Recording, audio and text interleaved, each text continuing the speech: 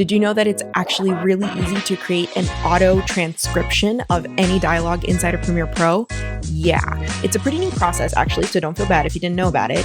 Let's walk through it. Here I am inside the editing workspace. What I need to do is go to the new Captions Workspace. And here in the text window, it's as easy as that. You just click Transcribe Sequence. It'll ask you which audio track you want to transcribe. You can transcribe a mix or choose one track. In this case, because my lav audio is on track 4, I'm going to select audio 4 and click Transcribe. Inside the text window, it transcribes this sequence quite quickly. Say you have a longer sequence and you want to transcribe only a certain part of it, click I and O to indicate the beginning and end of that part, and make sure to select Transcribe In-Point to Out-Point Only.